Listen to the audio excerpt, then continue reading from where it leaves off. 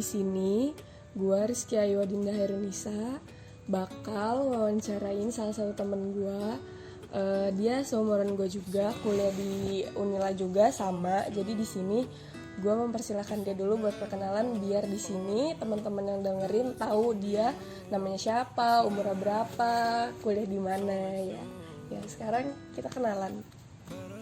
Ya, nama gue Fikri Hilmi.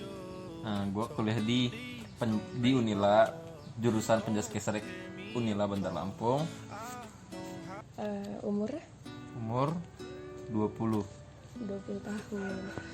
Jadi di sini gue ngajak dia buat memenuhi tugas studi kasus bimbingan, dimana gue suruh nyari satu narasumber, terus suruh wawancarain, ditanya dia punya masalah apa, atau selama ini dalam hidupnya ada mungkin dia memiliki kekurangan yang dia sadari. Kan biasanya kan orang-orang kan punya kekurangan tuh jarang nyadarinya. Nah sekarang kita kayak buat orang itu sadar akan kekurangannya. Nah pertama di sini gue mau nanya dulu nih sama lo, selama lo 20 tahun terus baru-baru ini kuliah, SMA, SMP gitu, apa sih yang buat lo selama ini merasa kalau kayaknya ini ganggu banget nih buat gue, dan ini menurut gue ini kasus yang harus lo rasain dalam jangka waktu panjang ya gitu.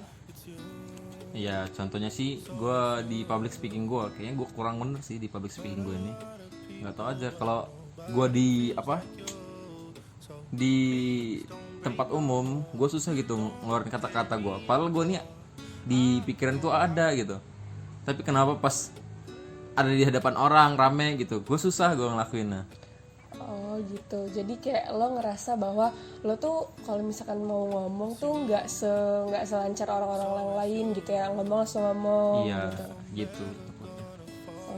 Kira-kira nih, kan lo udah tahu tuh apa yang buat lo keganggu dalam hidup lo, bahwa public speaking lo kayaknya kurang, dan lo kayak mungkin tuh lebih ke, gue nggak tahu ya itu percaya diri atau gimana. Tapi kalau misalkan lo coba untuk ngomong di depan orang banyak tuh lo ngerasa pede nggak sih, atau emang dari lo nya nggak pede? Dari guanya sih nggak pede gue. Oh, dari lo nya. Jadi kan kalau itu kan emang dari lo nya juga kayak ngerasa ada rasa nggak pede gitu kan. Nah menurut lo sendiri, apa sih faktor penyebab pertama kali bener-bener lo ngerasa bahwa kayaknya public speaking gue jelek deh, gue nggak pede deh, itu kenapa? Atau itu dari diri lo sendiri, atau emang emang awalnya ada tekanan dari orang-orang sekitar lo, atau gimana? Mungkin ini karena gue kurang jarang gitu di tempat umum ngomong gitu. Makanya setiap gue kalau ngomong depan umum itu kayak apa sih, kayak susah gitu, kayak gimana ya, kayak gak, apa yang di pikiran gue ini nggak bisa keucap. Jadi gue kalau di tempat umum itu kayak bingung gitu. Walaupun gue ngapal misalnya gue punya prestasi, misalnya gue ngapal, tetap aja gitu agak gagu gitu, gimana ya, kayak Padahal lo udah ngapal. Kalau udah ngapal udah enak gitu kayaknya.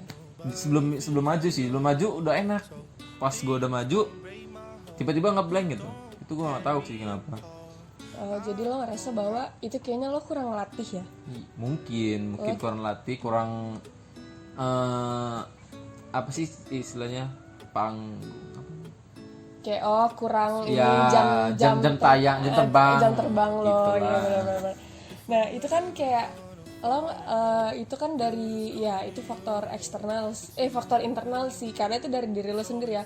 Kalau misalkan dari faktor eksternal, apakah emang teman-teman lo dulu kalau misalkan lo ngomong suka diejek kayak apaan sih lo, atau emang dari lo dari kecil jarang diajak ngobrol, atau emang gimana menurut lo? Kalau dari faktor eksternal lah gitu, dari lingkungan lo sendiri.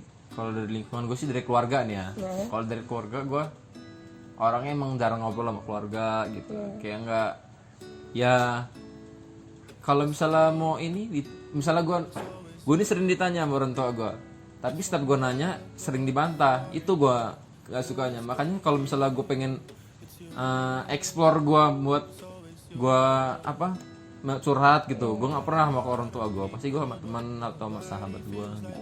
Karena menurut lo itu jawaban mereka tuh nggak memuaskan gitu ya, dari keluarga lo nggak memuaskan gitu, kayak padahal lo udah memberanikan diri nih buat cerita, tapi ternyata jawaban mereka tuh nggak yang lo harapkan gitu ya. Iya benar.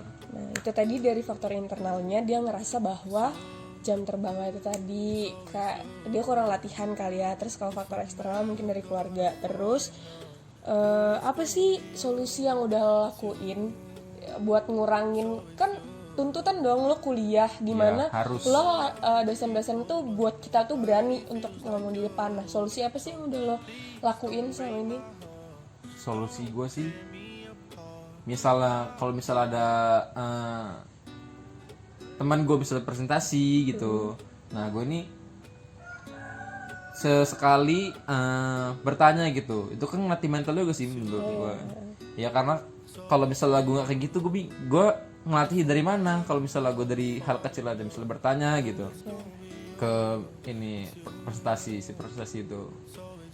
Nah terus yang gue lakuin juga, misalnya kalau misalnya gue presentasi juga nih, gue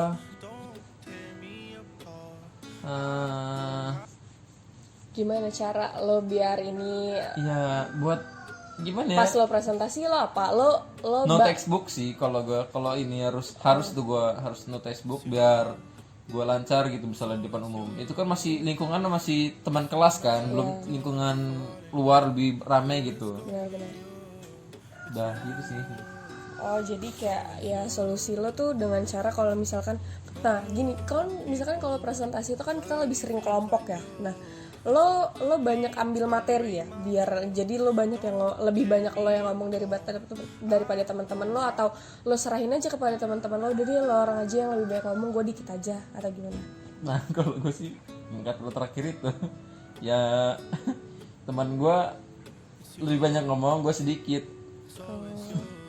Tapi lo Ya, tetap nggak terlalu sedikit sih ya, masih banyak lah, lumayan lah. tapi lo tetap ambil andil lah ya. Ambil andil dalam kelompok itu. Ya biar lo bisa latihan gitu. Iya. Nah kalau misalkan tadi kan kita udah ngerasa gini, masalah lo gini, solusinya gini, penyebabnya gini. Nah dampak yang menurut lo paling, aduh gara-gara ini nih gue gak bisa ini nih, aduh gara-gara ini nih masalah ini nih gue jadi nggak bisa ini, apa sih dari masalah itu dampak yang lo rasain banget, tau apa? Dampaknya kalau misalnya gue kayak gitu di depan umum, gue tuh ngerasainnya kecemasan gitu, kayak deg gitu, gimana jantung gue kayak lebih berdebar gitu, cemas gitu, kayak keringet dingin juga gue kalau misalnya lagi di depan umum gitu. Jadi kayak risih lah gue, kayak gimana gitu. Pada saat misalkan ada nih dosen lo yang kayak siapa yang bisa jawab pertanyaan ini atau guru lo atau dosen lo sekarang gitu, siapa yang bisa ini. Nah lo ngerasa tuh kalau lo tuh bisa jawab, bisa jawab. Nah itu lo ngerasa lo usaha nggak buat kayak saya pak bisa jawab, atau lo lebih baik diem aja deh gitu? Kalau gue kebanyakan diam, tapi pernah nih satu pas gue ada matkul gue, dosennya nanya, itu gue pengen jawab bener, akhirnya gue tuh sampai nulis di catatan gue biar lo nggak lupa ya, nggak lupa. Setelah itu gue beraniin nih, ya, walaupun gue udah baca tapi tetap aja gue masih kayak gagu gitu, masih duk gitu, masih keringet. Tiba-tiba pas udah selesai gitu udah bercucuran nih gue keringet gue gitu. Berarti itu ganggu banget ya buat lo? Ganggu bener di hidup gue.